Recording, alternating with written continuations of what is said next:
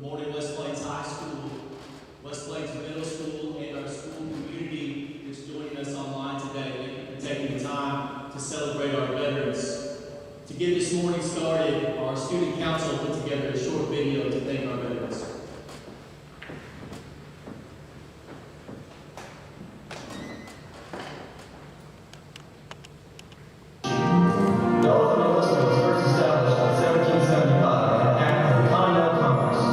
It's taken by all service members when they join the armed forces.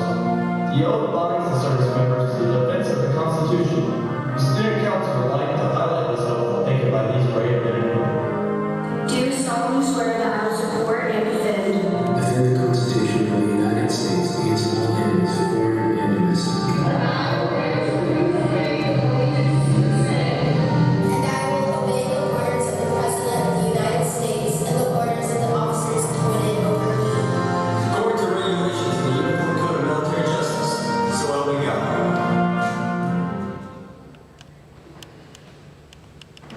Thank you, student council. Good morning and welcome to our annual Veterans Day celebration to honor, recognize, and be inspired by the veterans of the United States military that have served our country. I'm Matthew Orchard, principal at West Plains High School. Also helping to lead our assembly today will be Brock Larson, our student body president. At West Plains High School, we have multiple values and character traits that we focus on. These hang on the walls in our cafeteria. Two of those I would like for us to focus on today are commitment and gratitude. The focus of our day should be showing gratitude and thanks in an effort to acknowledge and honor the sacrifice that the veterans have made and continue to make for the freedoms that we all too often take for granted in our day-to-day life. In a politically charged society, we must understand that the real responsibility for changing and impacting our world lies within each one of us. Too often, we don't accept that responsibility. Our country's veterans are a testament to living a life of service in an effort to change the world. They're an example for all of us. I believe many would argue that the best way to honor our veterans is to attempt to understand and appreciate their service and sacrifice,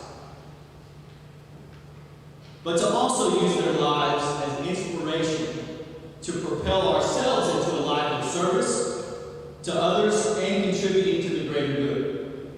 We need to ask ourselves how we can be uncommon among common people. That's what our veterans exude. All of these characteristics we will hear from our speaker today, Major Andy Inglesby. He has truly lived a lifetime of commitment to others, to serving his community, his country, and our world in multiple incredible ways. To sacrificing himself, his time, and his family so our world can be a better place.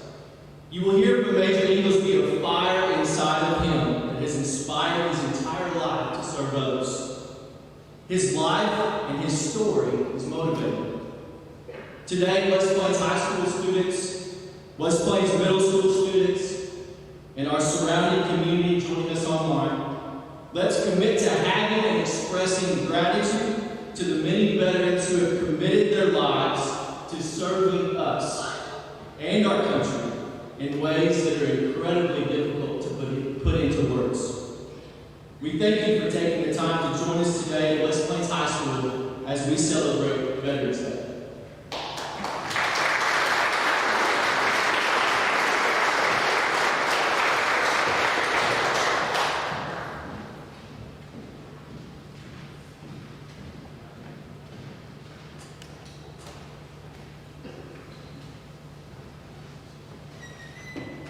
Please join me in the Pledge of Allegiance.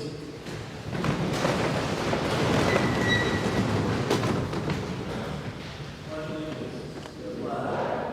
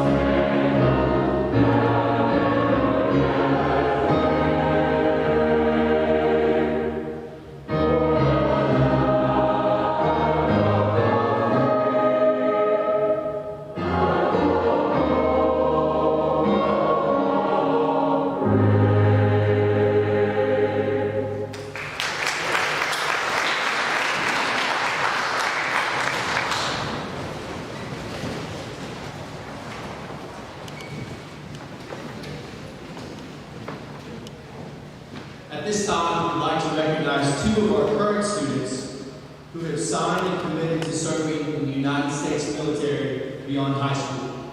Please come forward to be recognized. Gunnar Robbins, United States Army.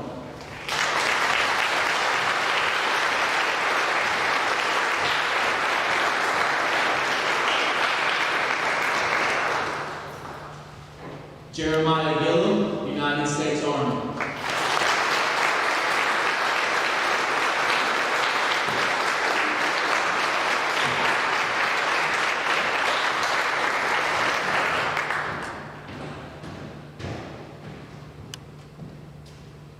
Gunnar and Jeremiah, thank you for making the choice to serve our country. We know you will do great things serving our country and influencing our world. Please give them another round of applause.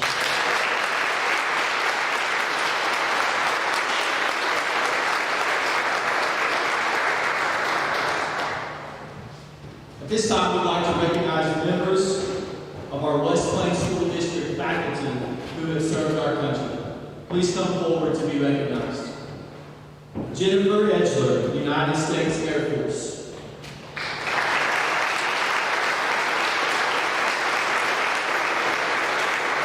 Chris Taylor, United States Marine Corps.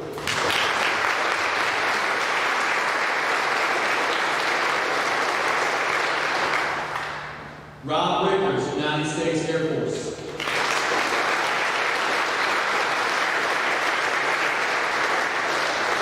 Donald Collins, United States Marine Corps.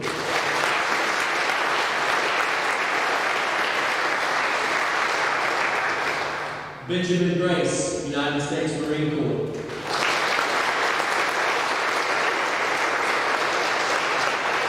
And Danny Cobb, United States Army.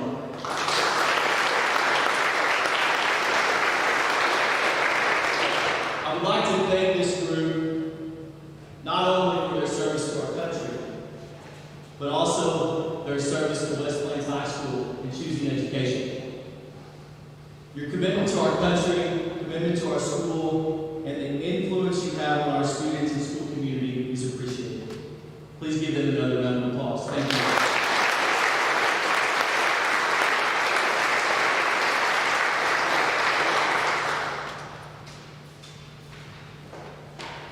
At this time, the West Plains High School Band will perform marches of the Armed Forces.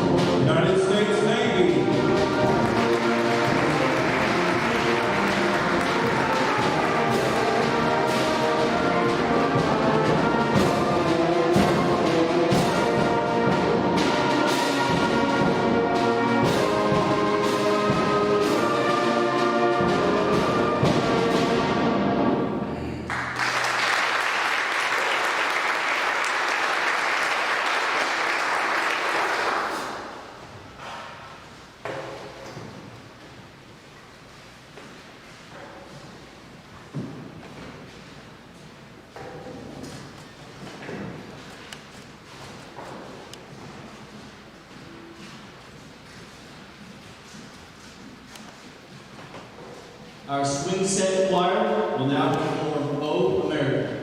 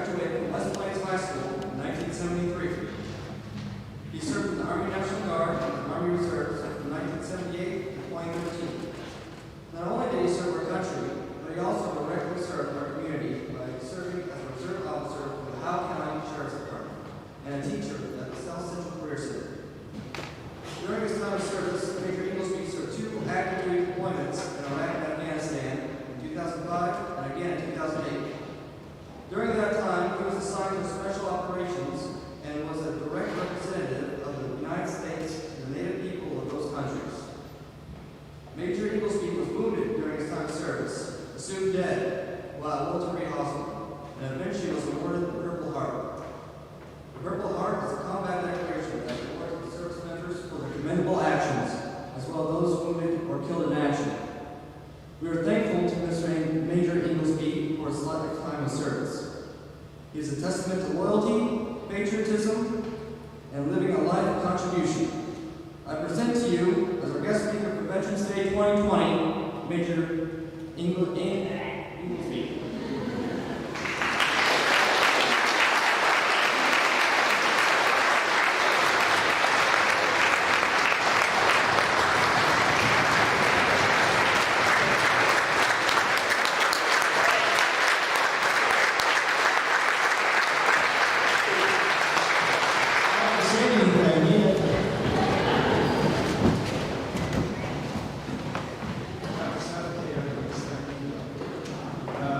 I'm honored to be asked to speak to you today. These are strange times that we're in, and we're going to get through it no matter what. So you're a representative of a new era and how we're going to overcome some of the obstacles that we've got. These guys that are signed up for the military will be Iron Danny's replacements. You get old pretty fast, and it takes the dedication and loyalty of your age to stand up for the United States and for the flag. Me and Danny got in the military about the same time here in West Plains with the 1138th MP Company, which now is an engineering company. I've spent all my life here other than when I've been overseas. Like I said, just lived down 17, member of Glenwood School, and graduated here from high school. Married my wife, Judy. I had to wait a year for her to get out of high school, and we've had 2 daughters that still live here in West Plains. And it's been an honor for me to serve my family and my community and my country. And everybody knows what the definition of a veteran is, but I want to go maybe just a little bit deeper. Some of the things that are attached to being a veteran. We wear different hats, and one of them is that signifies, what branch of the service that you're going to serve in. And the other thing on a veteran is there's a combat veteran. And those are ones that are in combat zones that are there to provide mission to that country or whatever they're directed to do. And then the second, or the third, is the second one for where you serve around the world. And then the third one is combat wounded. So that is a very small majority of veterans. I believe 0.1% of service members have been awarded the Purple Heart. That's either as they were killed or wounded in action. So I kind of want to cover that just a little bit and kind of explain kind of what goes along with being a veteran. Most of us volunteer. World War I, II, and Vietnam War, there were a lot of draftees, but there's just about everybody that you talk to, if you ask them if they would do it again or they would help, the majority of them will say they would do it again, whether it was a bad experience or what. So I appreciate these 2 guys that are planning on getting in once they get out of high school. And it's a big challenge, and I appreciate the effort that you guys have put into this. So, combat veterans are deployed in an area that there is some kind of conflict going on. They don't call them wars anymore. And they provide all kinds of services to people of that area, the locals, plus anything that relates to the safety and the security of the United States. So, combat veteran in the combat area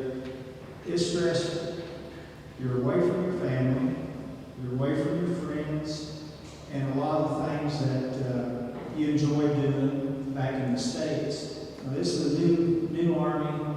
I got in on just a little of the first of it, where you got Skype and all this other stuff.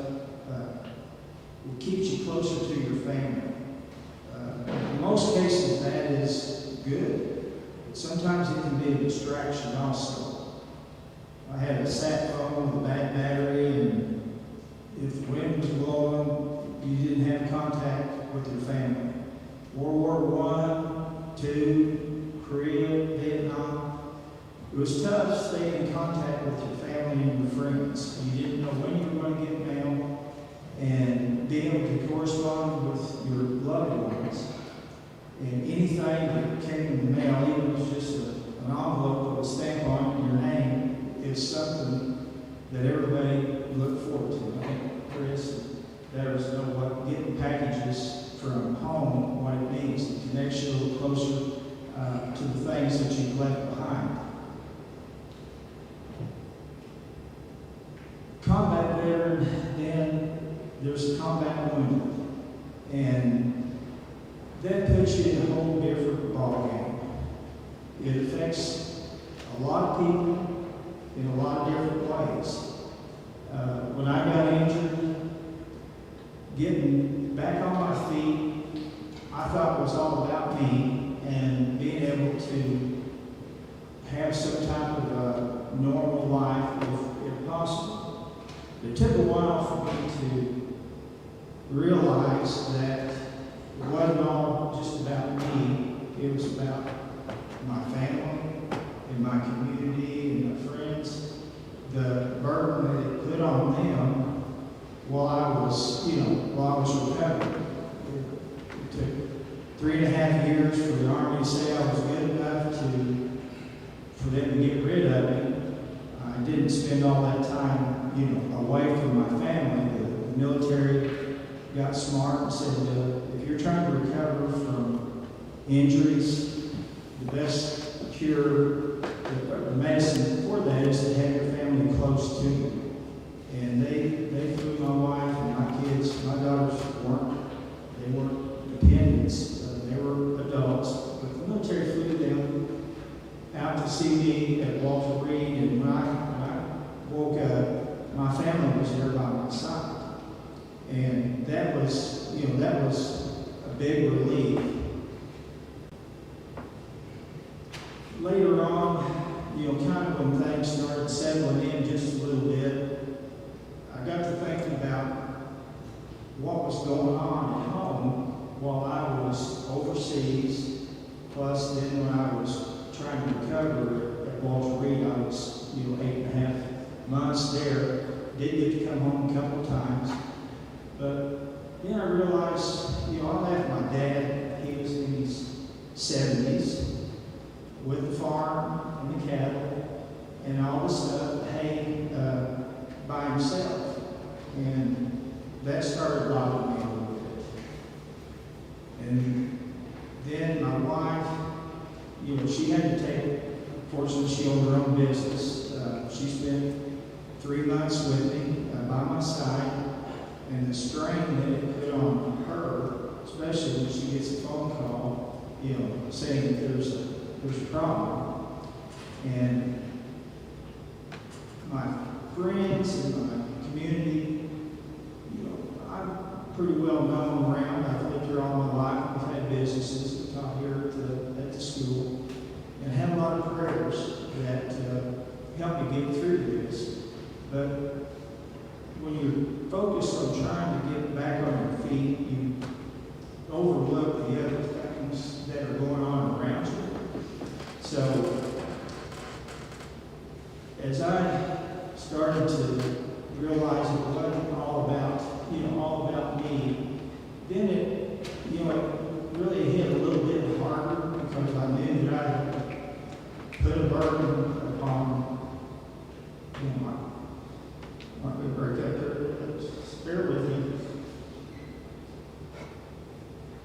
The burden that I put on my family and my friends. The school was tremendous in backing me up. I had a job whenever I got back, if I was able to.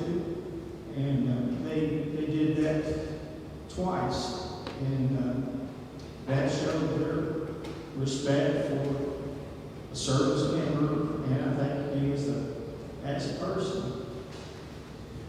So,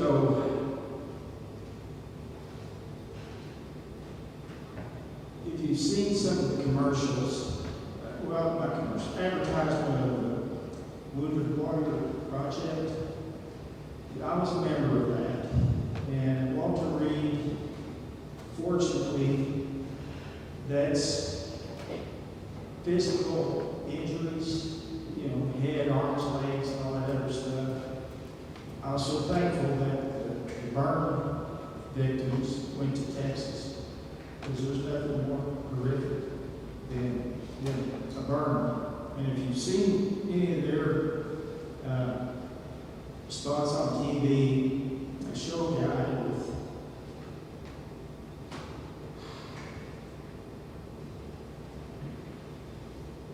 with his face burned off, and his hands and stuff. Well, his family's there with him.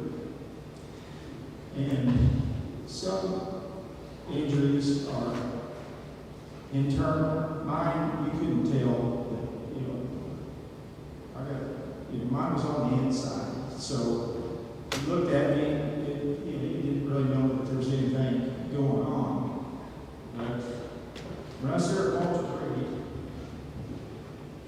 the guy's missing arms and legs and everything else you can think of and still be alive.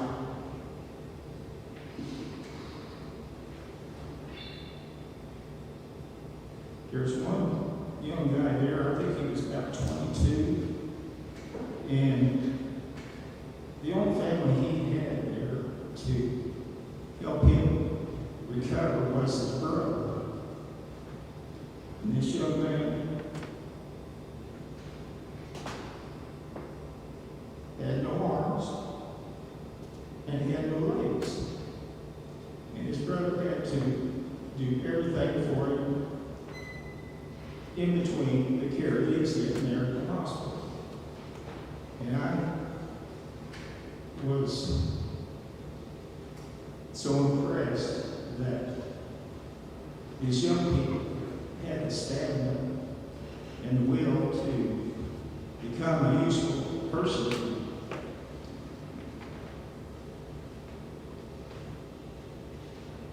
He couldn't do anything for himself. And it made me look at my situation.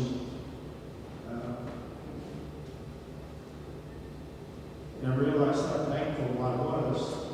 It changed my life, it changed my family's life. But he's 22 years old, and believe it or not, when I got shot, I was 54 years old. It was a kill shot from a sniper. And I was not supposed to be alive, and they treated my wife when I was in Walter Reed pretty much as a casualty. And later on, whenever I kind of got my faculties about me and was able to move around, I told the doctors, they had all kinds of nursing students and med students wanted to come look at the old guy that, survived. And they weren't used to seeing my rank, plus being 54 years old, as a survivor. So I let them look me over, ask me questions and stuff, so it might help them when they become doctors and nurses to be able to deal with other people. I told the doctors, I said, apparently you haven't had very many hillbillies from the Ozarks. You might be a little tougher than what you think. But the reason I went over, I had reached age 60, and I had 25 years in. Most of it was the National Guard. Started here as a private. I didn't come in as an officer or anything, and I worked my way up. And long story short, I wound up being a commander officer training school instructor, so I worked around young people all my life. And when you try to train somebody to be responsible and be able to react upon a situation to save somebody's lives, the police department did it every day, the EMTs, fire department. But on TV, I don't know, it was 2 or 3 years, something later, I saw this young man, well, before I left, David had given me one prosthesis arm, and I remember him being able to hold a hammer. And then, I saw guys that were missing legs, and they had, good stuff, and they replaced, the natural with the best they could. Guys sitting on the ground, with 2 titanium, blades. You see this stuff on TV, and him get off, try to get up, sitting on the ground. Somebody went over to try to assist him, and that was a no-go. He was going to do that himself because he was bound and determined to be as much of a person as he could be and not be a burden on somebody else. So we're watching TV, and I get to come home twice for 30 days each. They give, if you have surgery, they give you 30 days off after you're well enough to travel. And during all those time frames, I was home, and I see a thing on TV that they're talking about wounded warriors. And this kid was on TV.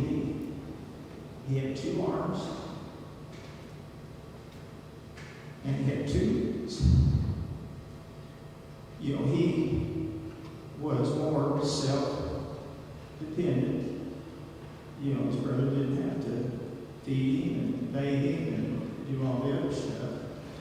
And I'm still just so thankful that they were willing to put themselves through that type of an ordeal for our country. Plus, people in another country that are even less fortunate than we are. And I talk to some of the younger classes at the grade schools, and I tell them, I said, think of the worst thing that you deal with, daily or whatever. The people I work with, they're out in the country with people that don't know anything about modern life. They've not seen soldiers. They just live a simple life like they had go back in the biblical times. And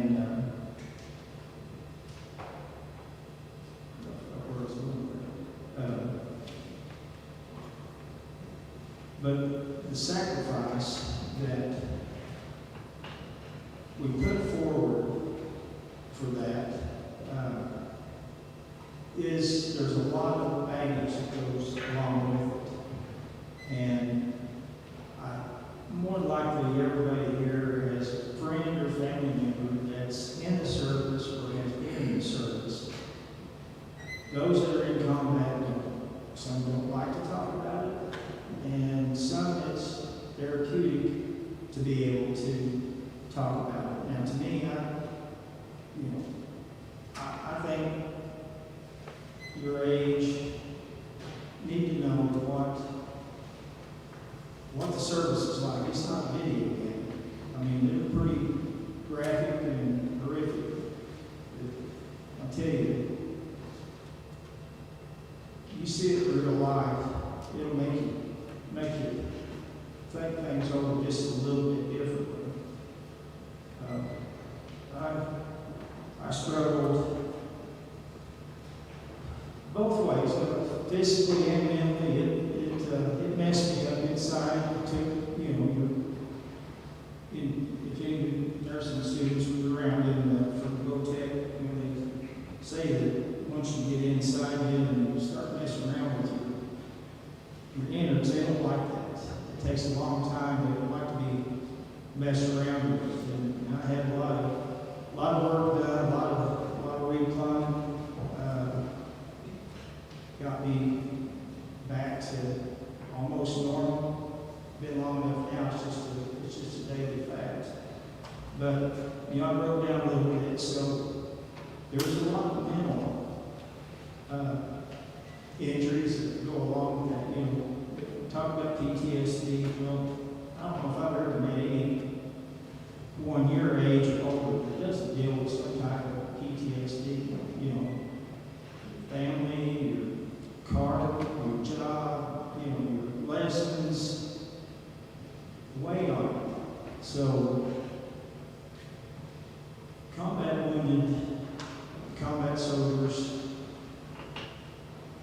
small things can lead PTSD. Not being able to see a child born, a death of a family member or a friend. That. You guys, I'm not trying to squeak you off, but it's there, and hopefully you don't have to be a part of it. But if you are, you deal with it and you overcome it. At 54, I was, I'd seen death before. I was on the sheriff's department, as a reserve officer for almost 20 years, and it didn't make me callous, but I knew how to separate it, because when I saw just the body there and not the soul, I had to make it an object, not as a person, because in a combat situation, you have a mission, and you're either trying to protect yourself or whoever's on either side of you, and you got to be able to function when these things happen. And a lot of the young guys have issues.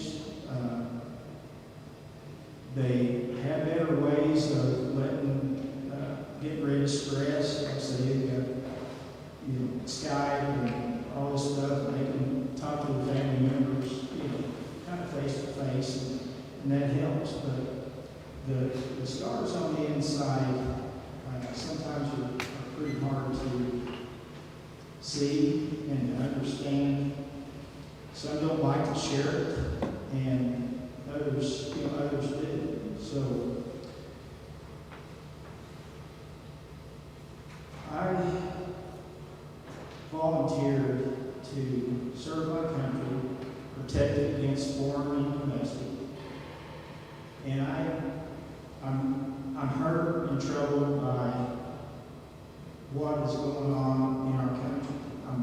I love my country, and I'm proud of it, but I have a little bit of shame for how we're acting toward each other, and to disrespect the flag. It doesn't represent a party. It doesn't represent an individual. It represents what our country stands for. And all the millions of veterans that have volunteered or drafted to do whatever they can to protect the flag which represents our country. And no one should disrespect the flag because they don't believe in somebody else's viewpoint. I noticed that nobody took a knee when you stood up for the Pledge of Allegiance. And why would anybody want to dishonor the flag that represents good versus evil? I don't understand that. The older I get, whether that's probably understand that too. But if you don't take a stand for what's right and the flag, you do dishonor to those that have died, those that are wounded, and those that just did their job that they were asked to do. That disrespects veterans. And when you're out with your friends sometime, milling around, stop by the People's Park to the Veterans Memorial there. The family members can get a break with name and their date of service and things like that for a family member and put in there. And if you go over to the cemetery, it's got the ones, Oak Lawn, that's, yeah, run by there sometime. We have our, memorial walls. Frankly, it's not as big as the big memorial, but those are people that died serving their country. My uncle was 18, and he didn't make it off the Normandy beaches. My grandfather was wounded in France.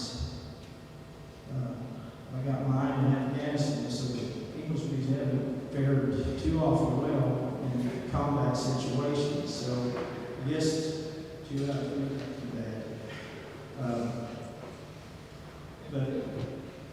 But let your friends, let your community, let other people see that you have an interest in that this flag stands for many things, and that you're willing to do your part and protect it and honor it.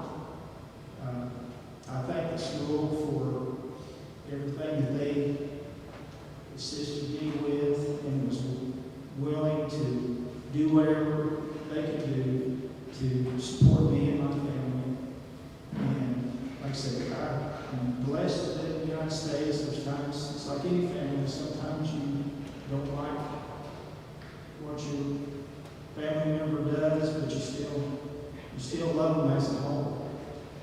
So I thank you for letting me be here and hopefully understanding a little bit more about veterans and especially those that have really sacrificed a lot. Most of them we probably never realize, what they experienced and what strains and troubles that they dealt with in their personal lives while serving the country. So again, I thank you for letting me be here. It's an honor. I do whatever I can. I like to speak to young people, fourth grade and above, I go to little schools, and try to let them understand why we do what we do, why we go to a foreign country. Still a lot of adults don't understand that, but you take the battle to them, you don't let the battle come to you. And that's, the United States is making ourselves weaker by fussing and fighting the way we do. And there's a lot of countries that are set back smile. We don't have to do a whole lot to turn ourselves apart. So do your part, stand up, don't be bashful, honor your country, honor your family and your community. God bless you. God bless America.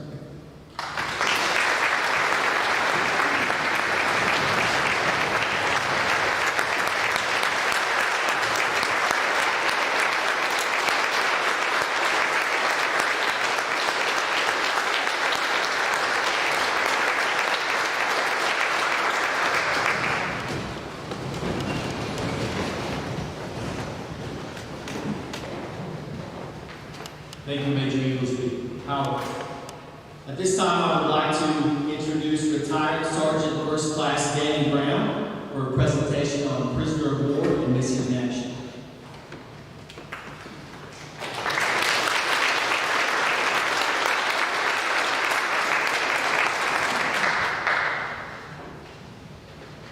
Thank you, Mr. Orchard. As I was sitting there listening to Andy, I was thinking back past all the years it's gone past, and man, you're really old. I wasn't, he's got me on that one. Anyway, I was much older than you when I served under Andy. Andy was my commanding officer at 1138. And I was just thinking back about all those years ago. And, you know, I want to commend you for picking the correct branch to join. The Army is by far the best. I'm not biased, as you can tell. But anyway, I want to thank y'all for letting me do this ceremony. This is a ceremony that we perform at a lot of our dying men's in the military. And I also want to mention I'm the last speaker. I won't take too long, okay? But anyway, I just want to tell you a little bit about the POW and MIA ceremony, a little bit behind it. POW stands for Prisoners of War, and the MIA stands for Missing in Action. And we actually have a flag for that. I did not bring it today. I wish I had. A lot of you, I'm sure, have seen it before. But after the American POWs, this is a little bit of history behind the POW MIA movement. After the American POWs were returned by Vietnam in 1973, the American involvement in Vietnam ended in 1975. There was a public outcry for the counting of POWs, prisoners of war, and missing in action. MIA. The League of Families is one of the organizations that came out and backed this movement. It was the family of those people that were POWs and MIAs. The United States government responded by establishing an agency investigating and, if possible, repatriating live POWs or at least the remains of those POWs or those listed as missing in action. The agency has many name changes over the years, but today is known as the Defense POW MIA Accounting Intelligence Agency, or DPAA. Currently, there are no known POWs from any conflicts that the United States has been involved in. However, there are many MIAs. From World War II, there's around 78,000. Remember, this was a worldwide war, so there's many more unaccounted for. Korea, around 8,000. Again, it was not really listed as a war, it was listed as a policing action. A large percentage of the missing in Korea were buried in the were buried by U.S. forces in battlefield grave sites or temporary graves or cemeteries, which were later abandoned when the communist forces drove south. Many of these grave sites are now in North Korea, and as of present, there are around 1,618 Americans unaccounted for in Southeast Asia. That is Vietnam, Laos, Cambodia, and China. And for each of the conflicts the U.S. has been involved in since this time, the numbers are in single digits. So we've done a much better job of accounting for people and picking up the wounded and dead on the battlefield. And so that number has went down substantially. So anyway, but the Defense POW MIA Accounting Agency has found and brought home many of these, and they still do today. You may see different stories on Facebook or whatever. Recently, they found the remains, identified remains, and from World War II, from Pearl Harbor, and brought a gentleman home, and he was buried. He was a sailor. He was buried over in one of the cemeteries at Mountain View. That happened this summer. So they're still looking for him. Okay. But anyway, the ceremony about the perform was created by them to remember these POWs and MIAs. And I will go ahead and start that now. As you enter the gym today, you may have noticed the table out in front of me here raised to call your attention to its purpose. It is reserved to honor our missing loved ones. The table before you is a place of honor. It is set for one. This table is our way of symbolizing the fact that members of our profession of arms are missing from our midst. They are commonly called POWs or MIAs. We call them brothers and sisters. They are unable to be with us today, they are unable to be with us today, and so we remember them. This table set for symbolizing the frailty of one prisoner alone against his oppressors. Remember. The tablecloth is white, symbolizing the purity of their intentions to respond to their country's call to arms. Remember. The single red rose displayed in the vase reminds us of the families and loved ones of our comrades in arms which keep the faith awaiting their return. Remember. The yellow ribbon tied so prominently on the vase is reminiscent of the yellow ribbon worn upon the lapel and breast of thousands who bear witness to their unyielding determination to demand a proper accounting of our missing. Remember. The candle is lit, symbolizing the upward reach of their unconquerable spirit. Remember. A slice of lemon is on the plate to remind us of their bitter fate. Remember. The Bible represents the strength gained through faith in our country founded as one nation under God to sustain those who are lost from our midst. Remember. There is salt upon the plate, symbolic of the family's tears as they wait. Remember. The glass is inverted. They cannot toast with us today. Remember. The chair is empty. They are not here. Remember. Remember all of you who served with them and called them comrades. Remember. Until the day they come home. Remember. Thank you.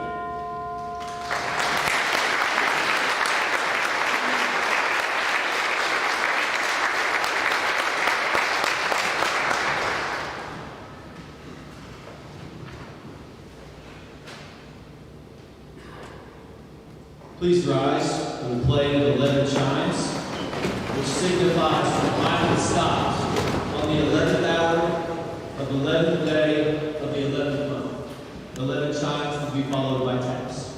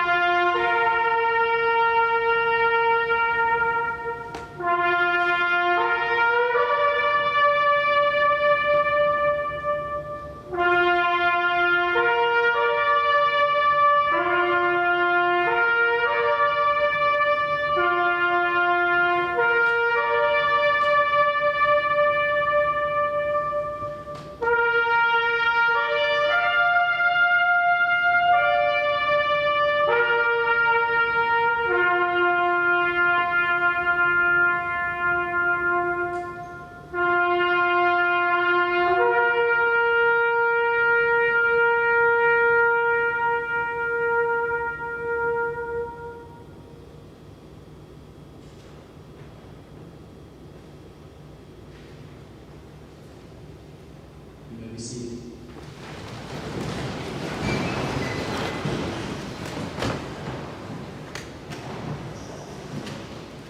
In closing, students, how do we apply this? We hear these words, we see these emotions, we learn about what Veterans Day should mean. I can tell you that the best way to honor our veterans is by learning from their commitment, loyalty, and patriotism. In some small way, understanding the sacrifice that they have given for us.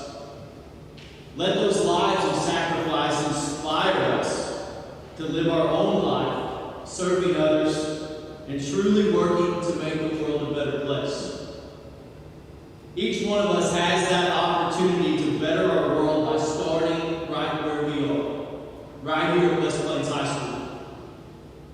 Ask yourself, how can you be an inspiration to those around you, your school, your community, your nation, the world? In the early 1970s, Major Inglesby sat right where you are now. Nearing the end of his high school career, making a choice for the path his life would take. He chose service to others. And look at what a life that has been. I want to thank Major Inglesby and his wife, Judy, for their life of service and for taking the time to share and inspire us today. Please give them another round of applause.